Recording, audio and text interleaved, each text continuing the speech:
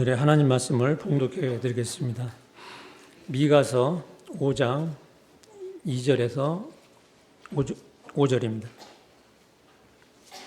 구약 1293면입니다.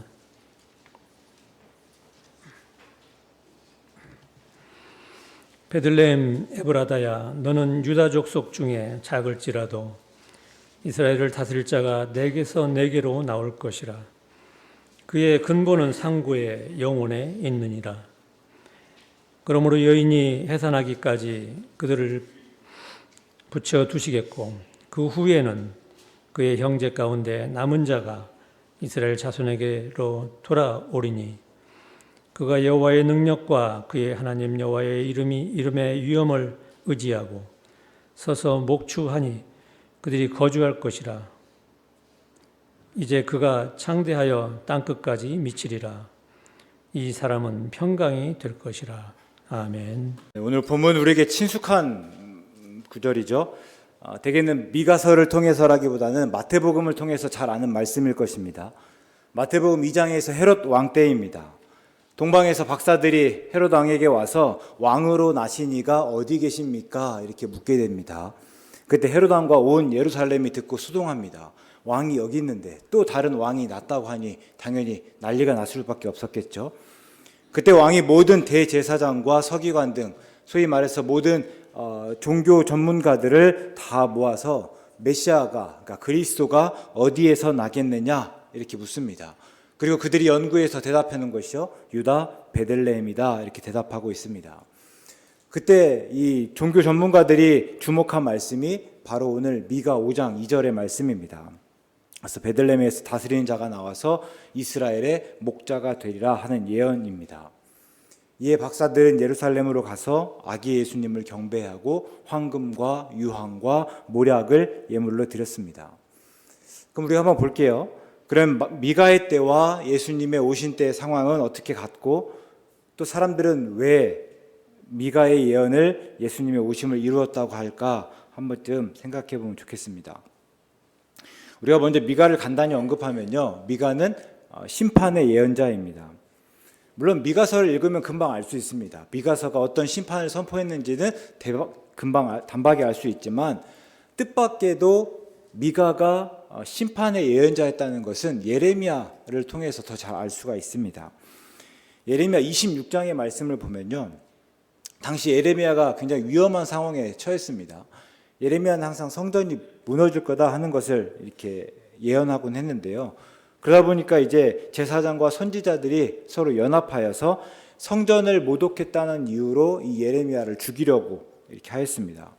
그런데 그때 백성들이 나서는 거예요. 백성들이 나서서 반대하면서 하는 이야기가 예레미야를 죽일 명분이 우리에게 없다 합니다. 그러면서 이제 미가 이야기를 꺼내는 거예요. 히스기야 때 미가가 유다의 모든 백성들에게 예언하기를 하나님의 성전도 하나님의 심판의 대상이 될 수 있다라고 전하였습니다. 그러니까 하나님께서 심판하실 때 얼마든지 이 성전도 무너뜨릴 수 있다, 이것도 그 대상이 될 수 있다라고 말한 거예요. 근데 백성들이 그럽니다. 그렇다고 해서 그때 히스기야 왕이 이 미가를 죽였는가? 그러니까 내게 불리한 예언을 했다고, 내게 듣기 싫은 예언을 했다고 히스기야 왕이 이 미가를 죽였습니까? 죽이지 않지 않았습니까? 그러니까 예언자라고 하면 그 정도 예언할 수 있는 권한이 있습니다. 그런데 왜 우리가 지금 예레미야를 죽이려고 합니까? 우리의 귀에 듣기 싫다고 해서 그런 예레미야를 죽이는 것이 과연 타당합니까? 이렇게 따지는 장면이에요. 근데 생각해보면 이게 굉장히 대단한데요, 미가는 예레미야가 활동했던 보다 한 100년 전의 사람입니다. 그러니까 예레미야가 활동했던 100년 전의 사람인데, 그러니까 당시에는 우리가 글을 읽고 쓸 수 있는 사람이 정말 그 나라에서 아마 손꼽을 정도였을 겁니다. 예수님 때만 하더라도 소위 말해서 1%, 많이 잡아야 2%였거든요. 그러니까 모든 사람들, 웬만한 사람들은 글을 읽고 쓰지 못했다. 그렇기 때문에 서기관이 존경을 받았던 거예요. 근데 이때는 더 했으면 더 했을 거란 말이에요. 그러니까 그런 내용들을 그 미가의 예언들이 글로써 많이 전파될 수 없었다 하는 거예요. 그럼 대부분의 그 예언들은요, 다 이렇게 입에서 입으로 전해졌을 것입니다. 미가에 대한 이야기를 하면요, 누군가가 그 이야기를 다 어디 가서 읊게 되고 다시 또 옮기게 되고, 그러면서 모든 사람들이 이 미가에 대한 이야기를 다 알았을 거다 하는 거예요. 그런데 이 미가의 예언을요, 100년 동안 사람들이 정확하게 알고 있다 하는 겁니다. 그러니까 그만큼 미가의 예언이 강렬했기 때문입니다. 그리고 사람들의 입에 오르내렸을 것입니다. 실제로 미가를 보다 보면요, 정말 자극적이고 선정적인 표현들을 거침없이 사용하고 있습니다. 특별히 나라의 그 통치자와 우두머리를 비판하는데요. 그래서 미가 3장 2절과 3절의 말씀을 한번 보면, 너희가 선을 미워하고 악을 기뻐하여 내 백성의 가죽을 벗기고 그 뼈에서 살을 뜯어 그들의 살을 먹으며 그 가죽을 벗기며 그 뼈를 꺾어 다지기를 냄비와 솥 가운데 담을 고기처럼 하는도다, 이렇게 말하고 있습니다. 그러니까 그 통치자들과 우두머리의 강탈이 얼마나 잔인한지를요, 이렇게 그냥 직접적으로 이야기하고 있습니다. 또 11절에서 보시면요, 그들의 우두머리들은 뇌물을 위하여 재판하며 그들의 제사장은 삭슬 위하여 교훈하며 그들의 선지자는 돈을 위하여 점을 치면서도 여호와를 의뢰하여 이르기를 여호와께서 우리 중에 계시지 아니하냐, 재앙이 우리에게 임하지 아니하리라 하는도다. 그러니까 소위 말해서 당시에 지도자급들을 비판하며 있어서도 가차 없습니다. 그냥 분명하게 잘못한 것들을 지적해나고 있습니다. 그리고 그들이 틀렸다는 것을 최종적으로 이렇게 이야기하죠. 12절의 말씀 보면요, 이러므로 너희로 말미암아 시온은 갈아엎은 밭이 되고 예루살렘은 무더기가 되고 성전에 사는 수풀의 높은 곳이 되리라, 이렇게 합니다. 그러니까 우리가 예레미야를 통해서도 그 예루살렘을 위해서 예언하는, 예루살렘 성전이 무너질 거다 하는 예언을 듣게 되는데요, 이 미가가 처음으로 그 예루살렘 성전도 무너질 수 있다, 예루살렘 성전도 하나님께서 치실 수 있다를 예언했던 그런 예언자입니다. 그렇기 때문에 모든 사람들이 그 예언을 듣고 충격을 받았을 거고 오랫동안 회자되었을 거다 하는 거죠. 근데 미가는 이렇게 분명히 모든 부분에 심판을 선포하는 데 익숙한 듯 하지만요, 또 미가를 보고 있으면 동시에 미가는요, 희망을 선포했습니다. 다른 예언자들도 물론 그 심판과 함께 희망을 함께 선포했는데, 미가는 상대적으로 더 많은 양의 희망을 선포했습니다. 그러니까 미가의 구조를 한번 보시면요, 심판을 말씀하고 나서 희망을 말하고 또 심판을 말하고 나서 희망을 말한다 하는 거예요. 다른 예언서들 보면 심판에 대해서 한참 이야기하다가 그러나 구원도 있습니다, 회복도 있습니다, 우리에게 희망이 있습니다 말한다면, 미가는요 거의 그 양이 비슷비슷해요. 심판에 대해서 이만큼 이야기하면 또 우리의 희망에 대해서도 동일한 양을 이야기한다 하는 거예요. 오늘 말씀은 그 중에서 희망에 관한 말씀입니다. 먼저 미가가 예언자로 활동한 때를 조금 한번 살펴보면요, 우리가 모든 예언은 상황과 관계없이 뚝 떨어지는 것이 아니에요. 그 상황 속에서 하나님께서 하시는 말씀이 다 예언입니다. 단순히 먼 미래의 일들만이 아니라 그 상황에서 하나님께서 하시고자 하는 말씀이 바로 예언이다 하는 거예요. 그래서 우리가 예언서를 볼 때에는요, 언제나 열왕기서나 역대기서를 통해서 그 당시의 상황이 어땠는지, 그 당시에 왜 어떤 일이 있었길래 하나님께서 이런 말씀을 주시는지를 한 번쯤 따져볼 수 있어야 됩니다. 근데 미가가 예언자로 활동할 때를 보면 1장 1절에서 유다의 왕들 요담과 아하스와 히스기야 시대다, 이렇게 말하고 있습니다. 그러니까 요담과 아하스와 히스기 시대에 이 미가가 예언자로 활동했다 하는 건데, 이 하나하나를 따져보잖아요. 그럼 먼저 요담은 아버지 때부터 연결되어 있는 평화가 좀 이어진 듯 합니다. 근데 요담에 대한 기록들을 좀 보다 보면요, 열왕기서에서 재미있는 말씀이 있어요. 언뜻 평화로운 듯하지만 열왕기하 15장에 보면 그때 하나님이 비로소 아람 왕 르신과 이스라엘 왕 베가를 보내어 유다를 치게 하신다 말하고 있습니다. 그러니까 비로소라고 말씀하시면서 마치 지금까지 미뤄왔던 것을 요담 때에 하나님께서 행하신다 하는 이런 이야기들을 하고 있어요. 그러니까 이스라엘이라고 하면 남유다의 바로 위에, 그리고 아람은 그 이스라엘 위에 있는 나라거든요.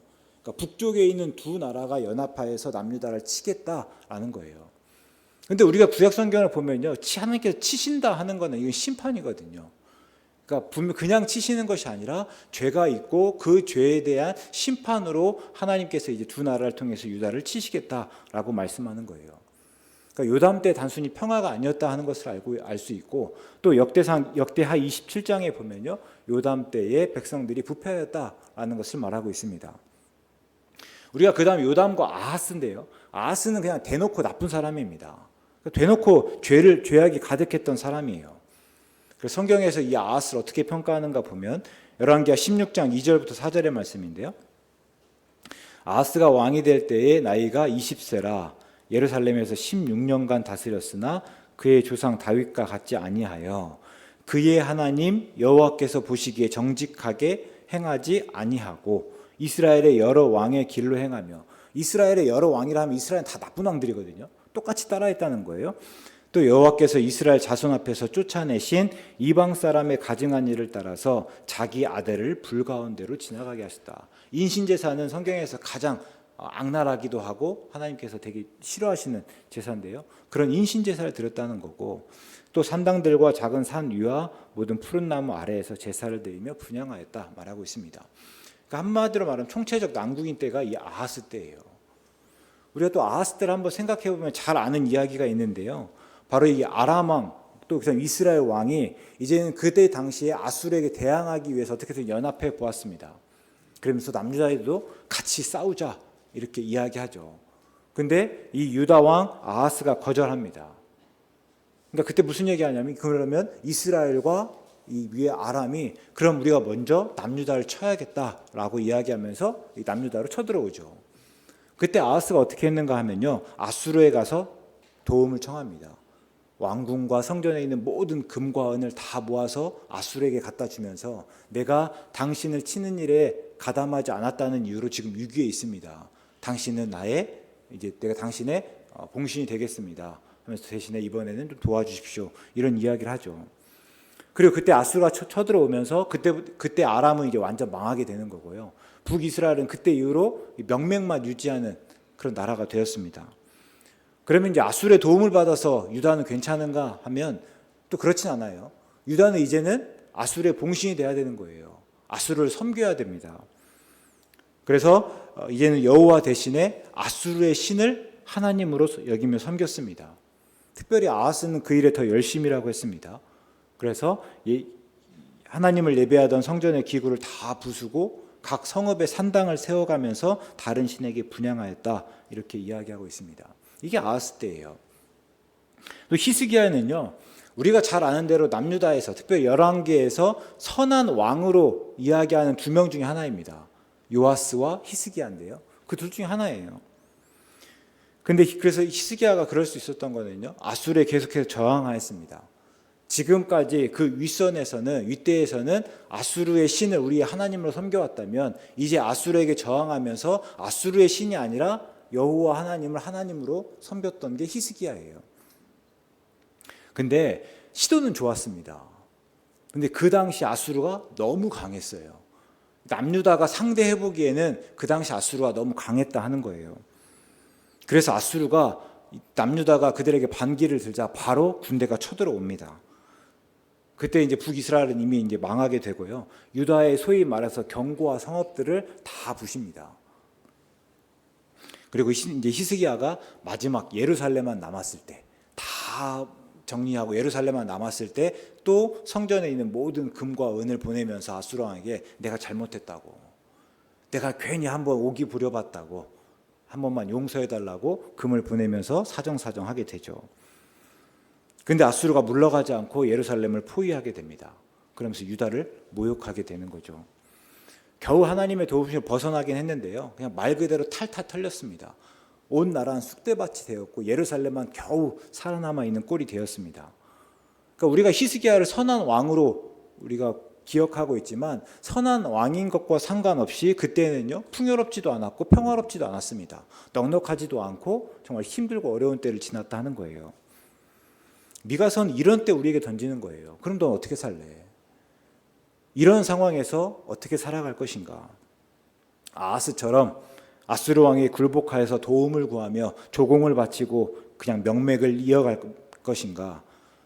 아니면 히스기야처럼 성전의 금과 은을 다 바치면서 내가 잘못했다고 죄를 고백하고 살아갈 것인가? 이럴 때 하나님을 경외한다는 것은 도대체 무엇인가? 이게 이제 미가거든요. 근데 하나님께서 이 물음에 답을 주시는 것이 오늘 본문의 말씀이에요. 첫 번째는요, 하나님께서 이스라엘을 다스릴 통치자를 주시겠다 말씀하고 있습니다. 그러니까 기존의 통치자들과는 완전 다른, 그러니까 기존의 왕과는 전혀 다른 새로운 왕입니다. 그래서 예루살렘이 아니라 베들레헴에서 난다 말하고 있죠. 우리가 성전에는 이 역전에 대한 내용이 굉장히 많습니다. 성경의 인물들이 다 완전하여서 완벽하여서 하나님께서 그들을 택하여서 쓰셨는가? 그렇지 않잖아요. 모세는요 스스로 말을 잘 못한다 했습니다. 입이 뻣뻣하고 혀가 둔하다 하여서 아론을 붙일 수밖에 없었고요. 예레미야는 하나님께서 부르셨을 때 내가 너무 어립니다. 나는 어린 아이에 불과합니다. 이렇게 말했던 것을 알고 있고, 기드온은 말했던 거는요, 내가 속한 지파는요 이스라엘 지파 중에 가장 작은 지파입니다. 그리고 내가 속한 가정은요 그 지파 중에서 가장 작은 지파 중에서도 가장 작은 자이고, 저는요 그 가장 작은 집에서도 가장 미천한 자입니다. 그런데 하나님께서 저를 택하시다니요, 이런 얘기를 하잖아요. 그런 점에서는 사울도 마찬가지죠. 무엇보다 하나님 이스라엘 택하신 까닭을 한번 보시면요, 이스라엘이 그럴 만해서 하나님께서 이스라엘 택하시고 그들 백성으로 삼으셨는가? 아니에요. 신명기 7장 7절의 말씀 보면요, 여호와께서 너희를 기뻐하시고 너희를 택하심은 너희가 다른 민족보다 수요가 많기 때문이 아니니라. 너희는 오히려 모든 민족 중에 가장 적으니라.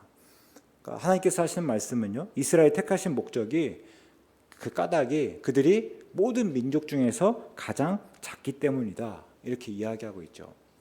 그래서 베들레헴 역시 마찬가지입니다. 베들레헴은 미미하고 초라한 그냥 시골 마을이에요. 그러나 그래서 하나님께서 들어 쓰시기에 좋은 곳, 하나님이 드러나시기에 좋은 곳이 또한 베들레헴입니다. 특별히 베들레헴을 언급하는 까닭은요, 다윗과 연관됐기 때문입니다. 다윗이 베들레헴에서 났잖아요. 그럴 때 우리가 이렇게 물을 수 있어요. 다윗과 연관해서라면 예루살렘이 더 좋지 않습니까? 다윗은 예루살렘에서 왕이었지만 베들레헴에서 그냥 태어나기밖에 안 했고, 또 베들레헴에서는 그냥 양을 치는 목동에 불과했기 때문이에요. 근데 하나님께서 오늘 하시는 말씀은요, 그래서 베들레헴이다 라고 하십니다. 베들레헴은 예루살렘처럼 중요한 곳은 아니에요. 베들레헴에서 나오는 이스라엘을 다스릴 자는요, 예루살렘에 머물고 있는 다윗의 자손과 다윗의 이 자손에서 나오는 왕들과는 완전히 다른 인물들이에요. 그래서 다윗의 자손이 아니라 하나님께서는 새로운 다윗을 주시겠다 말씀하시는 겁니다. 이게 우리가 이사야 예언과 매우 같이 하는데요, 이사야 11장 1절에 보시면 이새의 줄기에서 한 싹이 나며 그 뿌리에서 한 가지가 나서 결실할 것이다, 이렇게 말하고 있습니다. 그러니까 여기서 보시면 다윗의 줄기가 아니에요. 다윗의 자손 중에서 한 사람이 나게 해서 그 다윗의 자손을 통해서 하나님께서 그 나라를 계속해서 통치해 나가실 거다, 이렇게 말씀하시는 것이 아니라 이새의 줄기입니다. 이새의 줄기. 그러니까 이새는 다윗의 아버지거든요. 그러니까 이새의 줄기에서 난다는 것은 이새에게서 다윗과 같은 사람이 난다라는 거예요. 그래서 다르게 이야기하면 다윗과 같은 왕, 새로운 다윗이 난다 하는 의미예요. 그래서 베들레헴은요, 예루살렘의 기존의 힘을 가진 사람들의 그 자리가 아니라 오직 하나님께서 일을 이루시는 곳, 하나님께서 희망되시는 곳입니다. 이게 중요합니다. 베들레헴은요, 하나님께서 희망되시는 곳이에요. 우리는 종종 우리에게서 희망을 찾으려고 합니다. 그리고 오늘날 세상은요, 그런 욕망을 더욱더 부추기는 듯합니다. 늘 하는 말이 무엇입니까? 내 안에 잠재력을 깨우라고 합니다. 내가 조금 더 열심히 애쓰고 노력해서 더 높은 곳에 오르라고 해요.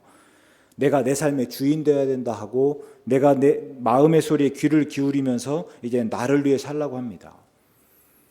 그런데 우리가 묻지 않을 수가 없어요. 그럴 때 어떤 희망을 가졌습니까? 다른 사람과의 경쟁에서 이겨서 더 높은 곳에 올랐더니 모든 불안이 사라졌습니까? 내 걱정과 근심이 다 없어졌습니까? 이제 평안해졌습니까? 오히려 그 과정에서 강박에 시달리고 더 불안할 따름입니다. 또 우리가 더 많은 것을 가지고 누리면 그때는 나눌 수 있고 함께 잘 사는 세상을 만들 수 있습니까? 종종 그러거든요. 내가 지금은 조금 없어서 내가 조금 더 있다면 내놓을 텐데, 그래 내가 더 많은 것들을 가지고 누릴 때 그때는 나눌 수 있을까?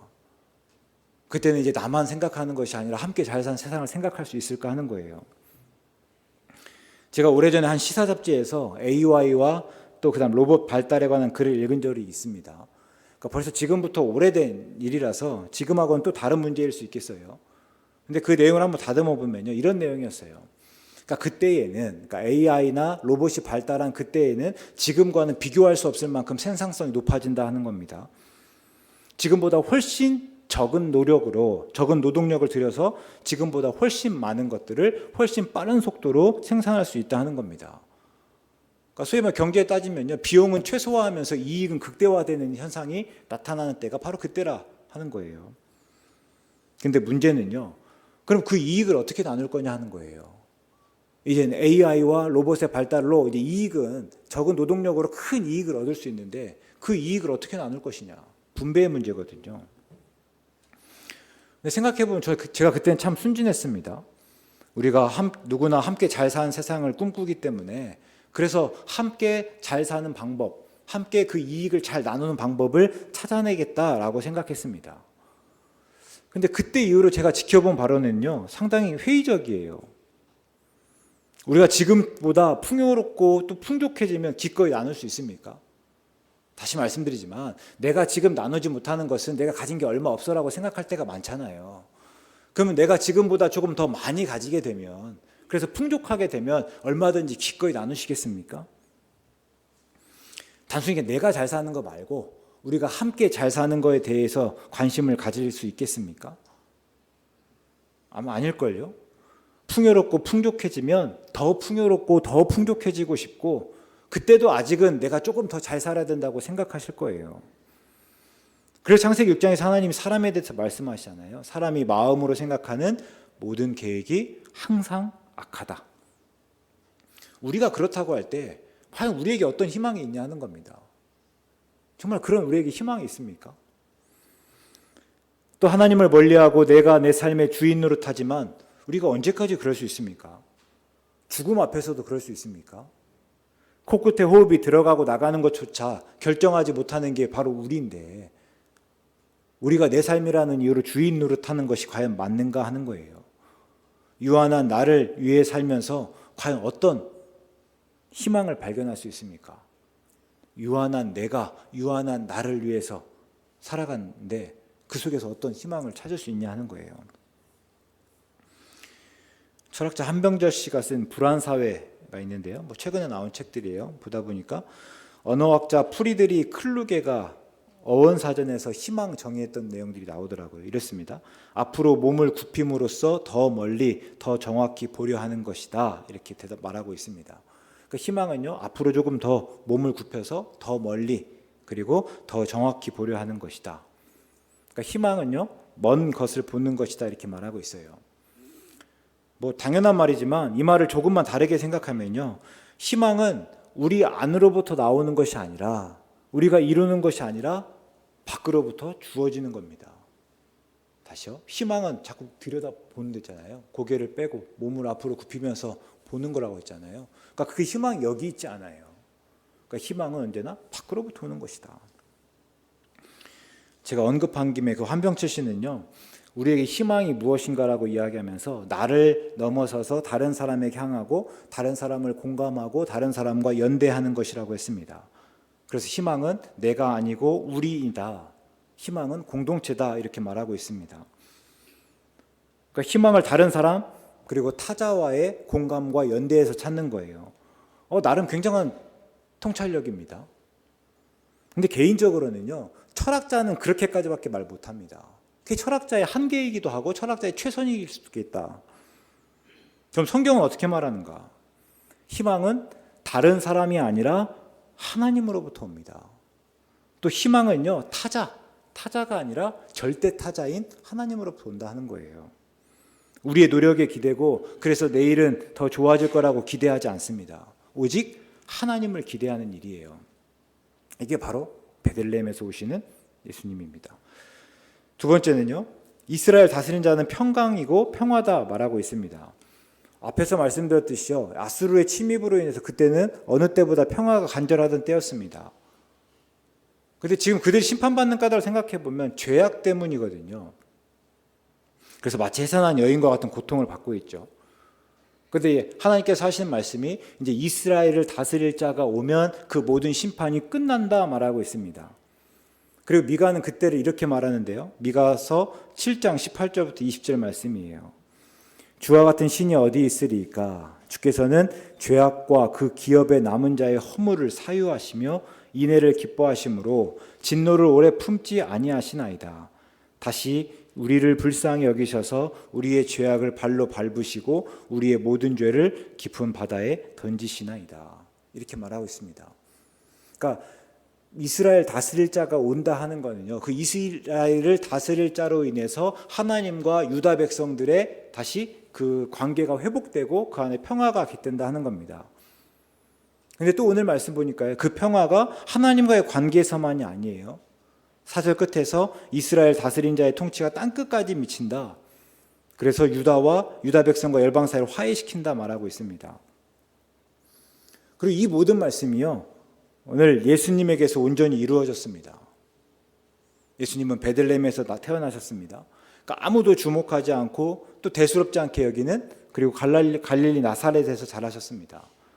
우리가 늘 한 번쯤은 말하잖아요. 예수님은요, 예루살렘이나 로마에서 태어나신 것이 아니에요. 예루살렘이나 로마, 소위 말해서 힘 있고 능력 있는 사람들이 사는 것과는 아무 상관이 없어요. 그래서 예수님이 태어나신 베들레헴이나 또 자라신 나사렛은요, 예루살렘이나 로마의 힘을 부정하고 또 반대하는 곳이기도 합니다. 예수님은 세상의 방법대로 힘을 기르고 더 많은 자원을 가져서 승리하려고 하지 않았습니다. 우리가 이게 공생에 시작하기 전에 예수님이 시험 장면에서 너무나 잘 드러나고 있는 말씀 아닙니까? 마귀가 예수님을 지극히 높은 산으로 데려가서 천하 만국과 그 영광을 보여주었습니다. 하는 이야기가요, 내게 엎드려 경배하면 이 모든 것을 주겠다 말하고 합니다. 우리 이런 유혹 많이 받지 않습니까? 딱 한 번이면 돼요. 딱 한 번 그냥 마귀에게 엎드려 경배하면 천하 만국과 그 영광을 얻을 수 있습니다. 속으로 생각하겠죠. 그 모든 것이 하나님을 위한 일이라고. 내가 눈 딱 감고 마귀에게 경배해요. 내가 그 천하 만국과 영광을 얻어가면 하나님, 제가 그걸로 하나님의 일을 위해서 쓰겠습니다. 하나님을 위해서 교회를 지켰습니다. 선교사를 파송하겠습니다. 다양한 구제와 봉사에 참여하겠습니다. 그런데 예수님께서 말씀하시는 거예요. 마태복음 4장 10절에 보시면 사탄아 물러가라 기록되었으되 주 너의 하나님께 경배하고 다만 그를 섬기라. 그러니까 하나님은요, 예수님은요, 그 모든 내게 소위 힘처럼 여겨지는 모든 것을 거부하고 그냥 하나님의 뜻대로 방법대로 그 모든 일을 이룬다 하신 거예요. 그래서 예수님께 십자가 달리기 전에도 분명히 기도하잖아요. 하나님, 이거는 제가 원하는 건 아니에요. 이게 제가 바라는 건 아니에요. 그러나 이게 하나님의 뜻이라면 그 뜻대로 하시옵소서. 예수님은 오늘 말씀처럼요, 철저하게 하나님의 능력과 그 이름의 위엄을 의지하였던 것입니다. 그리고 십자가에 달려 죽으심으로 우리 죄를 대신하였습니다. 이제 하나님과 우리 사이에 평화를 이루신 거예요. 이스라엘 다스릴 자가 오면 그 땅에 평화가 있겠다, 하나님께 그 심판을 멈추시겠다 말씀하잖아요. 예수님의 오심으로 이제는 하나님과 우리 사이에 평화가 있었고, 예수님이 우리의 심판을 대신 받으심으로 우리가 그 심판으로부터 자유롭게 되었습니다. 하나님의 진노로부터 우리를 구해 주신 거예요. 또 예수님은 유다 백성과 열방 사이, 또 다른 사람들과 다 화해시켰죠. 그래서 에베소서 2장에 보면 바울이 뭐라고 고백합니까? 14절부터 16절 한번 보시면요, 그는 우리의 화평이신지라. 이 화평이 평화라는 말과 똑같은 말입니다. 화평으로 번역한 거죠. 둘로 하나를 만드사 원수된 것 곧 중간에 막힌 담을 자기 육체로 하시고 법조문으로 된 계명의 율법들을 폐하셨으니 이는 이 둘로 자기 안에서 한 세 사람을 지어 화평하게 하시고 또 십자가로 이 둘을 한 몸으로 하나님과 화목하게 하려 하심이다 말하고 있습니다. 그러니까 예수님은 하나님과 우리의 관계를 회복하신 것뿐만 아니라 우리와 우리 사이의 관계도 다 회복하였다. 예수님의 통치 영역이 바로 모든 열방에 속한다라는 거예요. 이게 골로새서 1장 20절의 말씀이기도 합니다. 그의 십자가의 피로 화평을 이루사 만물 곧 땅에 있는 것들이나 하늘에 있는 것들이 그로 말미암아 자기와 화목하게 되기를 기뻐하심이라. 아멘. 그래서 예수님께서 오늘 이 말씀을 다 이루신 메시아이고 왕이다 우리는 고백하고 있습니다. 한 주간 이 말씀을 보다 보니까 문득 떠오르는 생각이요. 예수님이 분명 하나님께서 보내신 자로, 그래서 이스라엘 다스릴 자로 오셨는데 그냥 오신 것으로 끝나지 않았구나라는 거예요. 다시 이야기하면 분명히 유다 백성들의 희망, 그리고 오늘 우리의 희망으로 오시는데요. 그래서 그냥 오니까 다 모든 것들이 다 오시는 것으로 끝난 것이 아니라 우리에게 희망이 되시기 위해서 예수님이 정말 애쓰셨다라는 거예요. 우리의 희망을 꺼뜨리지 않기 위해서, 오늘 이 말씀을 이루시기 위해서 예수님이 그 모든 것들을 다 내어놓았다 하는 겁니다. 그러면서 예수님께서 우리에게 하시는 말씀은요, 이 모든 수고와 애씀은 내가 했으니 너희는 내가 이룬 것으로 기뻐하라, 이렇게 말씀하십니다. 이게 대림절이에요. 우리가 대림절이 기쁨입니다 라고 말하는 것은 단순히 그냥 예수님의 오심 생일 파티라서가 아니라 예수님께서 이 모든 일들을요, 예수님이 애써서 다 이루시고 그것을 우리에게 값없이 주셨기 때문이다. 우리가 대림절을 지나면서 그 은혜를 다시 생각해 보아야 된다는 거고요. 오늘 우리가 상황을 어떻게 바라보고 이야기해야 되는가? 우리 장로님도 기도하셨지만 오늘날 세상이요, 스스로 왕이라고 하는 사람과 또 왕이 되고자 하는 여러 사람들 사이에서, 그럼 우린 누구를 진정 우리의 왕으로 고백하고 있는가? 사람이 아니라 하나님이라고 했잖아요. 우리가 그 하나님을, 우리를 다스리신 하나님께서 통치하시라고 말하고 있는가? 아니면 아까 말한 대로 예루살렘에 있는 왕들, 조금 더 나은 어떤 것을 가진 사람을 왕으로 세우기에 바쁘고 있는가? 한 번쯤 해야 된다 하는 거예요. 하나님과의 평화로부터 다른 사람과의 평화를 구하고 있잖아요. 그럼 대림절은요, 그것으로 기뻐할 뿐만 아니라 내 안에 있는 미움, 다툼, 시기, 질투로 가득한 우리 마음을 들여다볼 수 있어야 되지 않는가? 그리고 그 가운데서 다시 한번 예수님을 통해서 하나님이 하실 일들을 기대해야 되지 않을까라는 생각들입니다. 그래서 이제 대림절이 이틀밖에 남지 않았습니다. 오늘과 월화, 수요일은 성탄절이잖아요. 남은 대림절 기간만이라도 우리가 다시 예수님이 이루신 일로 말미암아 감사하며 보낼 수 있으면 좋겠습니다. 더 나아가서 기뻐할 수 있으면 좋겠다. 그리고 그 기쁨이 오늘 내 삶을 어떻게 살아가야 되는지에 대한 또 새로운 기준 되기를 간절히 바라겠습니다. 사랑의 하나님, 우리는 연약합니다. 그래서 하나님을 기대고 하나님이 하실 일을 바랍니다. 그때 예수님의 오심으로 이루어진 하나님의 나라를 알게 하시고 하나님이 이루신 그 평화를 온전히 경험할 수 있도록 인도하여 주시옵소서. 예수님의 이름으로 기도드립니다. 아멘.